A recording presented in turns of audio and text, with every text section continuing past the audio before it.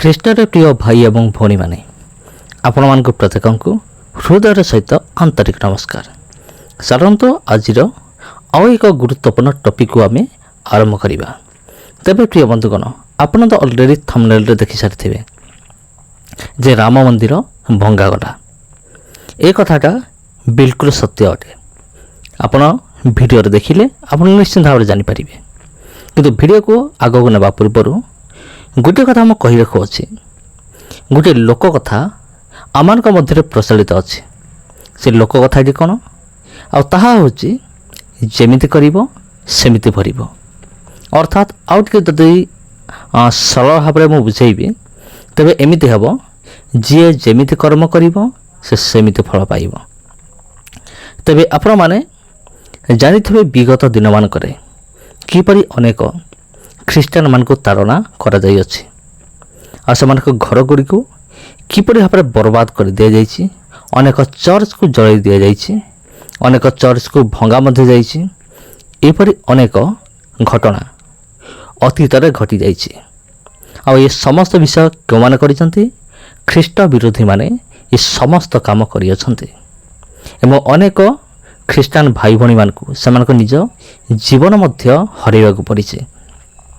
ତେବେ ପ୍ରିୟ ଭାଇ ଭଉଣୀମାନେ, ଆପଣ ତ ଆଜି ପର୍ଯ୍ୟନ୍ତ ଶୁଣି ଆସିଥିବେ ଚର୍ଚ୍ଚ ଘର ଜଳାଇ ଦିଆଗଲା କିମ୍ବା ଚର୍ଚ୍ଚ ଘର ଭଙ୍ଗାଗଲା, ଏମିତି କିଛି ବିଷୟ ଆପଣ ଆଜି ପର୍ଯ୍ୟନ୍ତ ଶୁଣି ଆସିଥିବେ। କିନ୍ତୁ ଆପଣ କେବେ ଶୁଣିଛନ୍ତି କି ମନ୍ଦିର ଭଙ୍ଗାଗଲା, ମନ୍ଦିରକୁ ତୋଡ଼ାଗଲା, ଭଙ୍ଗାଗଲା, ଏମିତି କିଛି? ଆଉ ଏ ସମସ୍ତ କାମ କେଉଁମାନେ କରନ୍ତି? ଆଉ 100% ଖ୍ରୀଷ୍ଟିଆନ ମାନେ ଏହିପରି କାର୍ଯ୍ୟ କରନ୍ତି ନାହିଁ। ମାନେ କାହାର ମନ୍ଦିରକୁ ଭାଙ୍ଗିବା, ଆଉ କାହାର ପୂଜାରେ ଯାଇକି ବାଧା ଦେବା, ଏମିତି ଘୃଣାଜନକ କାର୍ଯ୍ୟଗୁଡ଼ିକ ଖ୍ରୀଷ୍ଟିଆନ ମାନେ କରନ୍ତି ନାହିଁ। ତେବେ ଏଠାରେ ଗୋଟେ ଭିଡ଼ିଓ କ୍ଲିପ୍ ଗୁଡ଼ିଏ ରହିଅଛି, ଆଉ ଯେଉଁଠାରେ ଦେଖାଯାଇଛି ଯେ ଗୋଟେ ରାମ ମନ୍ଦିରକୁ ଭାଙ୍ଗି ଦିଆଯାଉଛି। ତେବେ ଏ ସମସ୍ତ କାର୍ଯ୍ୟ କିଏ କରିଛି? ନିଶ୍ଚିନ୍ତ ଭାବରେ ଆମ ଖ୍ରୀଷ୍ଟିଆନ ଲୋକମାନେ ନୁହନ୍ତି।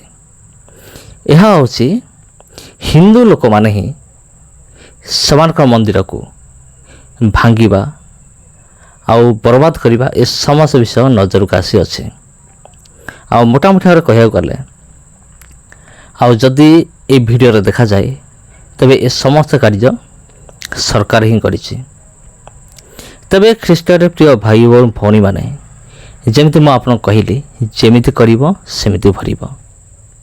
ଯେପରି ଖ୍ରୀଷ୍ଟିଆନ ଲୋକମାନଙ୍କୁ ଯଦି ତାଡ଼ନା କରିବ କିମ୍ବା ତାଙ୍କର ଚର୍ଚ୍ଚ ଯଦି ଭାଙ୍ଗିବ, ତେବେ ତାହାର ମଧ୍ୟ ସମୟ ଅଛି। ପରମେଶ୍ୱରଙ୍କର ଏକ ସ୍ୱତନ୍ତ୍ର ସମୟ ଅଛି, ଯେଉଁ ସମୟରେ ପରମେଶ୍ୱର ତାଙ୍କର କାର୍ଯ୍ୟ କରିବେ। ତେବେ ଏ ସମସ୍ତ ଘଟଣା ବିଷୟରେ ଭାବିଲା ବେଳକୁ ଗୋଟେ ପଦପର୍ବ ମୋର ମନେ ପଡ଼ିଅଛି। ଆସନ୍ତୁ ପ୍ରଥମେ ପବିତ୍ର ଧର୍ମଶାସ୍ତ୍ରରୁ ଗୋଟେ ପଦକୁ ଆମେ ଦେଖିବା ଯେ এই ବିଷୟରେ ବାଇବେଲ କ'ଣ କହେ। ଯେମିତି କରିବ ସେମିତି ଭରିବ। ଯଦି ଆପଣ ଜାଣିବା ପାଇଁ ଚାହୁଁଛନ୍ତି, ଯଦି ଆପଣଙ୍କ ପାଖରେ ବାଇବେଲ ଅଛି, ପବିତ୍ର ବାଇବେଲ ଅଛି, ତେବେ ଆପଣ ଖୋଲିପାରିବେ ହିତୋପଦେଶ ତାର 26 ପର୍ବର 27 ପଦ। ହିତୋପଦେଶ 26 ପର୍ବର 27 ପଦ, ଏଠାରେ ପ୍ରଭୁଙ୍କର ବାକ୍ୟ ମଧ୍ୟ କ'ଣ କହେ ଦେଖିବା। ଯେ ଗାତ ଖୋଳେ, ଯେ ଖାତ ଖୋଳେ, ସେ ଆପେ ତହିଁ ଭିତରେ ପଡ଼ିବ। ପୁଣି ଯେ ପଥର ଗଡ଼ାଏ, ତାହା ତାହାର ଉପରକୁ ଲେଉଟିବ। ତେବେ ପ୍ରିୟ ବନ୍ଧୁଗଣ, ଯିଏ ଅନ୍ୟ ପାଇଁ ଗାତ ଖୋଳେ, ସେ ଗାତଟା ସେ ନିଜେ ପଡ଼ିବ। ଏହା ମଧ୍ୟ ପବିତ୍ର ବାଇବେଲ ବର୍ଣ୍ଣନା କରେ। ତେବେ ଏଇ ଯେଉଁ ଘଟଣା ଘଟିଅଛି, ଯେ ଚର୍ଚ୍ଚ ଘର ଭାଙ୍ଗିବା ସହିତ ଯେ ରାମ ମନ୍ଦିରକୁ ମଧ୍ୟ କିପରି ଭଙ୍ଗା ଯାଉଅଛି, ଏଇଟା କୌଣସି ଏଡ଼ିଟିଂ ନୁହେଁ କି ଏଇଟା କୌଣସି ମନଗଢ଼ା କାହାଣୀ ନୁହେଁ। ଏହା ଗୋଟେ ନିରାଟ ସତ କଥା, ସତ୍ୟ ବିଷୟ ଯାହା ଘଟିଯାଇଅଛି, ତାହା ହିଁ ମୁଁ ଆପଣଙ୍କ ସମ୍ମୁଖରେ ବର୍ଣ୍ଣନା କରୁଅଛି। ତେବେ ଏ କଥା ତ 100% ପ୍ରୁଭ୍ ହୋଇଗଲା, ସତ ହୋଇଗଲା ଯେ ଯିଏ ଯେମିତି କରିବ ସେ ସେମିତି ଫଳ ପାଇବ। ଆଜି ପର୍ଯ୍ୟନ୍ତ ଏପରି ଅନେକ ଉଦାହରଣ ରହିଅଛି। ଆଉ ଯିଏ ଯେମିତି କରିବ ସେ ସେମିତି ଫଳ ପାଇବ। ଯଦି ଆମେମାନେ କାହା ନିମନ୍ତେ ଯଦି ଭଲ ବିଷୟ ଆମେ କରୁ ତେବେ ପରମେଶ୍ୱର ମଧ୍ୟ ଆମମାନଙ୍କ ନିମନ୍ତେ ଭଲ ବିଷୟ ହିଁ ରଖିଥିବେ। ଯଦି ଆମେ କାହାର ମନ୍ଦ କରୁ ତେବେ ପରମେଶ୍ୱର ହିଁ ଆମମାନଙ୍କ ନିମନ୍ତେ ମନ୍ଦ ବିଷୟ ହିଁ ରଖିଥିବେ।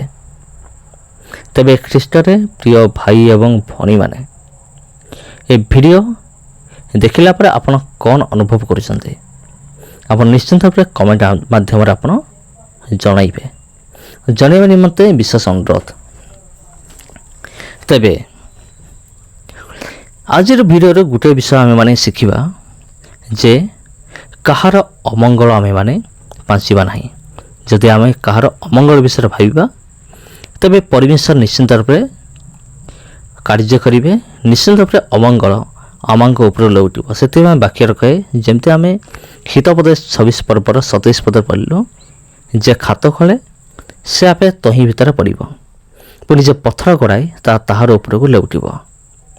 ଯେପରି ମୁଁ ଆପଣଙ୍କୁ କହିଥିଲି ଟିକେ ପୂର୍ବରୁ, ମୁଁ ଆପଣଙ୍କୁ ଯେପରି କହିଲି ଯେ ବିଗତମାନଙ୍କରେ ଅନେକ ଚର୍ଚ୍ଚ ଗୁଡ଼ିକୁ ଜଳେଇ ଦିଆଯାଇଛି, ଭାଙ୍ଗି ଦିଆଯାଇଛି। ଆପଣ ଚିନ୍ତା କରନ୍ତୁ, କନ୍ଧମାଳ ଦଙ୍ଗା ଠାରୁ ଆପଣ ଚିନ୍ତା କରନ୍ତୁ, ତା ପୂର୍ବରୁ ଅନେକ ବିଷୟ ଘଟିଛି। କିନ୍ତୁ ଇତିହାସରେ ଦୁଇଟି ଘଟଣା ଅବିସ୍ମରଣୀୟ ହୋଇ ରହିଥିବ। ପ୍ରଥମ ବିଷୟ ହେଉଛି କନ୍ଧମାଳ ଦଙ୍ଗା ଏବଂ ଦ୍ୱିତୀୟ ବିଷୟ ହେଉଛି ମଣିପୁରର ଦଙ୍ଗା। ଏହି ଦୁଇଟି ଦଙ୍ଗାକୁ ପୃଥ୍ୱୀବାସୀ କେବେ ହେଲେ ମଧ୍ୟ ଭୁଲି ପାରିବେ ନାହିଁ। ତେବେ ଗୋଟିଏ ବିଷୟ ହେଉଛି, ଯେମିତି ତୁମେମାନେ କରିବ ସେମିତି ତୁମେମାନେ ବି ଫଳ ପାଇବ। ପରମେଶ୍ୱର ନିଶ୍ଚିନ୍ତ ଭାବରେ କିଛି ନା କିଛି ଯୋଜନା ନିହାତି ରୂପରେ ରଖିଥିବେ ଆଉ ରଖିଛନ୍ତି ମଧ୍ୟ। ଆଉ ଯଦି ଆମେ ଦେଖିବା ମଣିପୁର ଦଙ୍ଗା ବିଷୟରେ, ସେଠାରେ ମଧ୍ୟ ଆମେମାନେ ଦେଖୁ ଅନେକ ଘର ଗୁଡ଼ିକ ଜାଳି ଦିଆଯାଇଛି, ଅନେକ ଖ୍ରୀଷ୍ଟିଆନମାନଙ୍କୁ ହତ୍ୟା କରାଯାଇଛି। ତା'ର ଗୋଟିଏ ମାତ୍ର କାରଣ ହେଉଛି ହିଂସା। ତେବେ ପ୍ରିୟ ଭାଇ ଏବଂ ଭଉଣୀମାନେ,